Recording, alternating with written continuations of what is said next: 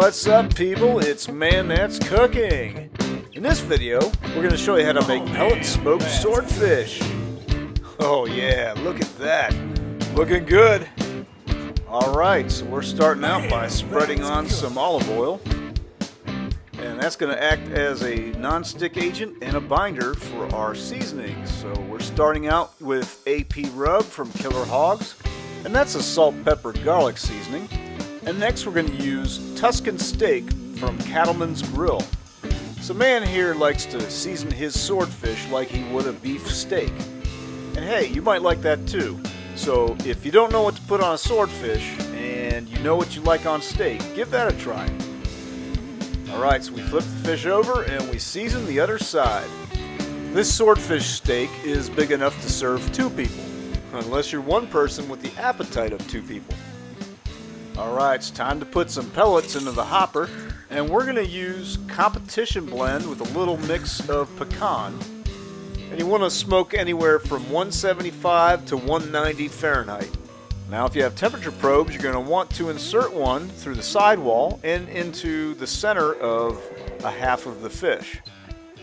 We're going to set our temperature probe alarm at 120 Fahrenheit, and that's going to give us about 25 degrees to play with because we want to reverse sear this fish. So man here is using a Yoder smoker, and that has a conversion to grill mode, and if you have that option as well on your pellet smoker, go ahead and convert yours over to grill mode. If you don't, you can use your propane or charcoal grill, and if you don't have one of those, you can also reverse sear in a cast iron skillet.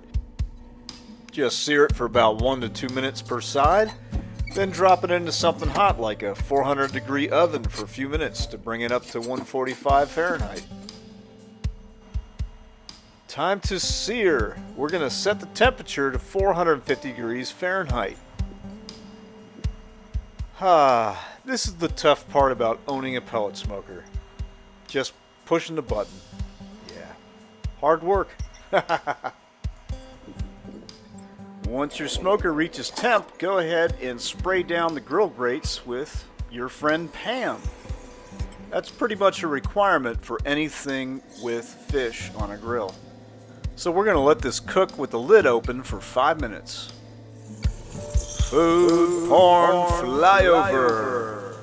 Man, check that out. Do you see those seasonings on that fish? Oh yeah, check out the flames underneath. You know this is going to taste awesome. It's time to move the fish, and what we're going to do is loosen it up gently so that we don't break any pieces off. And we're just going to move it just slightly so we can get those fancy char marks just like this. 5 minutes rotate, 5 minutes flip and repeat. Hey fish, you're looking good. Wanna come over for fish sticks and chill? Looking good. So after 5 minutes, go ahead and rotate it a little bit and give it another 5.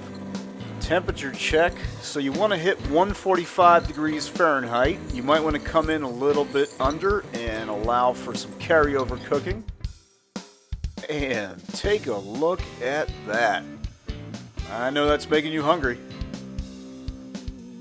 So let's cut in and see the results.